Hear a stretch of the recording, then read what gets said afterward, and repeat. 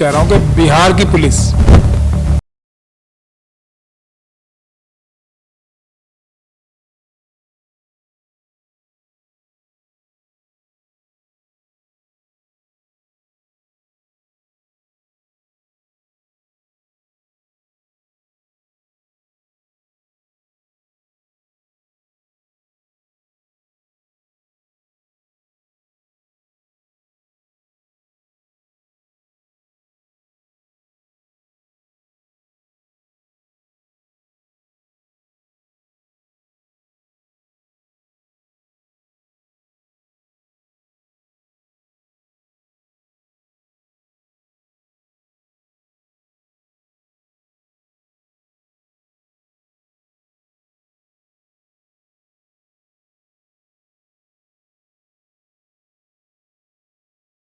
का मुकदमा तो दर्ज कराएंगे ही।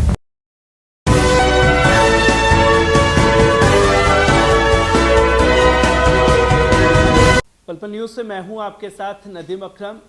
रामनवमी के दिन बिहार शरीफ में जिस तरीके की तस्वीरें सामने आई उसे देश ने नहीं बल्कि दुनिया ने देखा और दुनिया खुल करके इसके बारे में बोल भी रही है, दिखा भी रही है। पर यहां बात अगर की जाती है तो कानूनी कार्रवाई की जाती है, क्योंकि ऐसी घटनाएं होती हैं। पर अपराधियों को सख्त सजा कैसी दिलाई जाए, पुलिस प्रशासन की भूमिका क्या रहती है, सरकार का क्या रवैया रहता है, इन तमाम पहलुओं पर बात करने के लिए एडवोकेट पराचा साहब मेरे साथ मौजूद हैं। सर, जैसे कि तस्वीरें सामने आई, मस्जिद और मदरसे में आग लगाई गई, मस्जिद और मदरसे के कमेटी की तरफ से एफआईआर दर्ज करवा दी गई है। टोटल पब्लिक की तरफ से अगर बात की जाए तो 7 एफआईआर दर्ज करवाई गई है। कुछ पुलिस प्रशासन ने वीडियो के आधार पर अपने आप से की है। किस तरीके से देख रहे हैं ये जो कार्रवाई की जा रही है, क्योंकि इतनी बड़ी हिंसा और सिर्फ 7 एफआईआर पब्लिक की तरफ से आना? देखिए, मुझे इस बात को कहने में बड़े दुख भी है, और लेकिन मैं अगर नहीं कहूँगा तो मैं अन्याय करूँगा। इसलिए कह रहा हूँ कि बिहार की पुलिस बिल्कुल भी कानून के सम्मत कार्रवाई नहीं कर रही, और उनको करना चाहिए, क्योंकि अल्टीमेटली ये अगर कानून व्यवस्था कमज़ोर होती है तो सबसे ज़्यादा नुकसान बिहार सरकार का होगा। बिहार ही नहीं, पूरे देश का नुकसान होगा। तो इसलिए उन्हें इस बात को अच्छी तरीके से समझ लेना चाहिए कि जो कानून कहता है उसका पालन होना चाहिए। और कानून ये कहता है कि रामनवमी का जुलूस लोग अपनी धार्मिक भावनाओं के हिसाब से निकाल रहे थे, हर साल निकालते हैं, कोई शरारत कोई भी श्रद्धालु नहीं करता है। ये गुंडे आरएसएस और बीजेपी द्वारा ट्रेंड, बजरंग दल, विश्व हिंदू परिषद द्वारा ट्रेंड गुंडे एक ही तरह का फार्मूला, एक ही तरह की ट्रेनिंग हर जगह इस्तेमाल करते हैं। दिल्ली की जहांगीरपुरी हो, दिल्ली के दंगे हो, गुजरात, राजस्थान, सब जगह एक ही फार्मूला होता है। एक ही जैसी इनकी ड्रेस होती है, एक ही जैसे इनके नारे होते हैं, एक ही जैसे इनकी कार्रवाई होती है, एक ही जैसे इनके हथियार होते हैं। और हथियारों को बांटने के भी वही हथियार जो ये लहराते हैं, त्रिशूल या तलवारें, वो बहुत सारे इन्हीं आतंकवादी संगठनों के लोग बांटते हुए भी सोशल मीडिया में आपको मिल जाएंगे। तो ये है आतंकवाद की घटना, ये है आतंकवादी अपराध। तो इसके खिलाफ आतंकवाद की घटना का मुकदमा दर्ज जो पुलिस वाला नहीं करेगा वो अपराधी है, क्योंकि ये आतंकवाद की घटना ही है। धारा यूएपीए की धारा 15 से लेकर 21 तक मैं बिहार पुलिस के सभी अधिकारियों से निवेदन कर रहा हूँ करबद्ध कि 15 से लेकर 21 तक पढ़ लें, आपको सारी पिक्चर क्लियर हो जाएगी। दूसरी बात, अब जो ये लोग नामजद एफआईआर कर रहे हैं, उनकी नामजद एफआईआर ना करना भी अपराध है।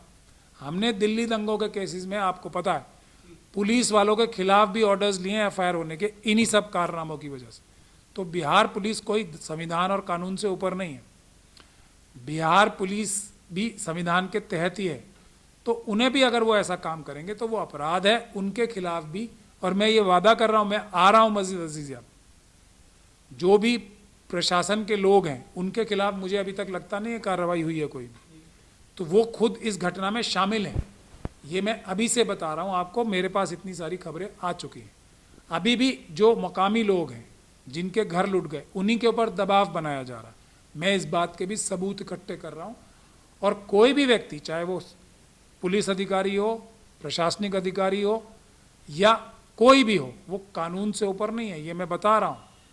कानून तोड़ेगा तो कानून उसे पकड़ेगा और हम इस बात को इंश्योर करेंगे कि कानूनी कार्रवाई उन अफसरों के खिलाफ ज़्यादा सख्त हो जिन्होंने अपनी जिम्मेदारी नहीं निभाई बल्कि गलत इन्वेस्टिगेशन करके अपराध किया। तो मैं ये अभी से आपसे नम्र निवेदन कर रहा हूँ और मैं जल्दी आ भी रहा हूँ।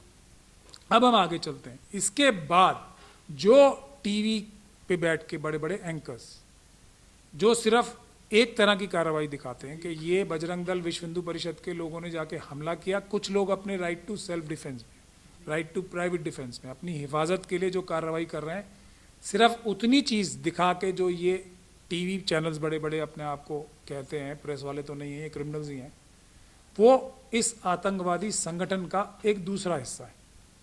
वो भी सब आतंकवादी घटना कर रहे हैं, उनके खिलाफ भी मुकदमा होना चाहिए जिन्होंने ऐसा गंदा झूठा माहौल तैयार किया।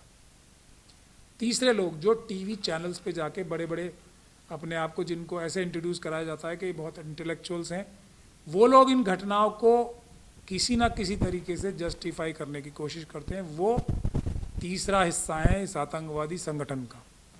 उसके बाद जो सरकारी अधिकारी जिनके बारे में अभी बात कर रहा था, पुलिस प्रशासन के हों, चाहे प्रशासन के हों या पुलिस के हों, वो चौथा हिस्सा है इस आतंकवादी संगठन का जो गलत धाराओं में केस बनाते हैं और जो आतंकवादी हैं उनको बचाने के लिए इन्वेस्टिगेशन करते हैं। दिल्ली के दंगों में ये सारे आतंकवादी ग्रुप्स को हम एक्सपोज कर रहे हैं।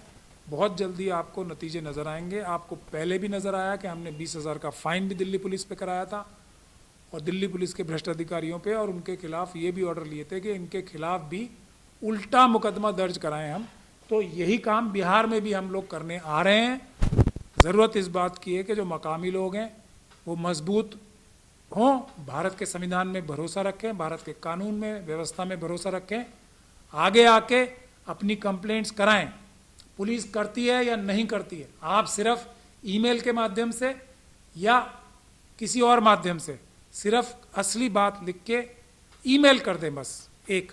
बाकी सब जिम्मेदारी आपके वकीलों की हैं, वो आएंगे और एक एक उस गुनहगार व्यक्ति को जेलों में भिजवाने का काम करेंगे आतंकवाद की धाराओं में।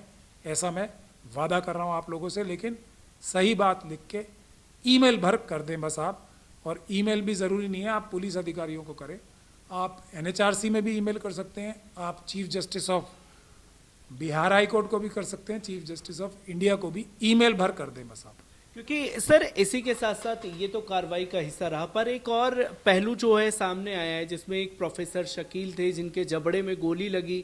अपने घर से वो बस देखने के लिए निकले थे कि बाहर क्या हुआ, और फिर वो पटना उन्हें रेफर कर दिया गया, उधर उनका इलाज चल रहा है। वहां पर पटना पुलिस ने FIR दर्ज की है। तो किस तरीके से जैसे ऐसे केसेज हुए होंगे जो घायल हुए, घायलों के थ्रू अस्पताल की तरफ से FIR दर्ज होगी, वो अपने इधर जाकर के कैसे FIR करे, क्योंकि एक दूसरा पहलू ये भी निकल करके आ रहा है। मैं आपको यही बोल रहा हूँ ना, आजकल तो सबके पास मोबाइल फ़ोन है, उसके ज़रिए भी ईमेल कर सकते हैं या व्हाट्सएप भी कर सकते हैं। सिर्फ इतना भर कर दें, बाकी काम आपके वकीलों का है। हम पूरे देश में एक वकीलों की बहुत बड़ी तंजीम और मजबूत फौज बना रहे हैं जो संविधान की रक्षा के लिए, लोगों को इस तरह का न्याय दिलाने के लिए जो उनको प्रशासन और पुलिस से नहीं मिलता, वो दिलवाने के लिए कार्रवाई कर रहे हैं। इस केस में भी करेंगे। मस्जिद अजीज़िया के बारे में मैं ख़ास तौर पे परेशान हूँ क्योंकि वहाँ ना सिर्फ इतनी पुरानी किताबें जो शायद अब दोबारा कभी मिल भी नहीं पाएंगी, उनको जला दिया गया। ये सिर्फ मुस्लिम कम्युनिटी का नुकसान नहीं है, ये पूरे देश का नुकसान है। और इस तरह के लोगों को, इस तरह के आतंकवादियों को सही सबक सिखाने के लिए हमें ऐसे लोगों की मदद की ज़रूरत है जो सिर्फ मजबूती से खड़े रह के सच बोल सकें। बाकी जिम्मेदारी हमारी है। मैं बहुत जल्दी मस्जिद अजीज़िया आऊँगा और ये सब जुल्म जो वहाँ हो रहा है उसको ख़त्म करने के लिए पूरी जद्दोजहद करूँगा। लेकिन बिहार सरकार से मेरा बहुत करबद्ध निवेदन है कि वो खुद RSS और BJP के जाल में फंसते जा रहे हैं, आतंकवादियों को आतंकवादी ना कह के, आतंकवादियों के खिलाफ कार्रवाई ना करके। ये आतंकवाद की घटना है, ये प्लान्ड घटना है जो सभी जगह, दिल्ली की जहांगीरपुरी हो या कोई भी देश का हिस्सा हो, एक ही तरह की घटना होती है। इसके तार सीधे सीधे नागपुर से जुड़े हुए हैं, वो FIR कराएं, वरना हम अदालतों से ये आतंकवाद का मुकदमा तो दर्ज कराएंगे ही। सर एक आखिरी सवाल आपसे लेना चाहूंगा क्योंकि कई परिवारों के बयान सामने आए जहां वो ये आरोप लगा रहे थे, खुद अजीजिया के जो इंतजामिया हैं उन्होंने भी ये लगाया कि वो मस्जिद के मदरसे के अंदर घुस करके किताबों को आग लगा रहे थे, पुलिस प्रशासन से बोला रोकने के लिए। तो तमाम जगह पुलिस का एक ही बयान कि आप अपनी जान बचाइए, सामान तो बाद में भी बना लेंगे। उन दंगाइयों को रोकने के बजाय अगर पुलिस प्रशासन ऐसे बयान देगा तो कितना कानून पर लोगों का विश्वास बनेगा फिर? मैंने अभी तो बताया, ये उस आतंकवाद की सारा जो बड़ी जो संगठन है उसका एक हिस्सा है। ये वो भ्रष्ट अधिकारी हैं जो आतंकवादी हैं, खुद उन आतंकवादियों का साथ दे रहे हैं, उनकी मदद कर रहे हैं ये आतंकवाद की घटना करने में। तो यही मैं दिल्ली दंगों का एग्जाम्पल दे रहा हूँ ना। और बिहार पुलिस को सबसे पहले उन आतंकवादियों से जिन्होंने ये कार्य किए, आतंकवाद की घटना का मुकदमा उन प्रशासनिक अधिकारियों के ऊपर दर्ज करना चाहिए, क्योंकि वो ना चाहते तो ये घटना ही नहीं होती। तो इसीलिए सबसे बड़ी जिम्मेदारी वहाँ के डीएम की, वहाँ के एसएसपी की है। उन्होंने प्राइमा फेसाई उनके खिलाफ आतंकवाद की घटना अंजाम देने के सबूत हैं, उनके खिलाफ आतंकवाद की घटना का मुकदमा दर्ज होना चाहिए। नहीं तो मैं वहाँ के लोगों से ये गुजारिश करूँगा, पूरी बात सच सच लिख के ईमेल के माध्यम से करें। हम लोग वहाँ जल्दी आएंगे, पूरी वकीलों की टीम एक वहाँ पे खड़ी की जाएगी और इन अपराधियों को, इन आतंकवादियों को इनकी सही जगह जेलों में भिजवाया जाए। एडवोकेट पराचा साहब हमारे साथ मौजूद थे, जिन्होंने साफ शब्दों में कहा कि ज़्यादा से ज़्यादा लोग जो हैं वो एफआईआर करें, क्योंकि उसी के बुनियाद पर कानूनी लड़ाई आतंकवादियों को सजा दिलाने की लड़ी जाएगी।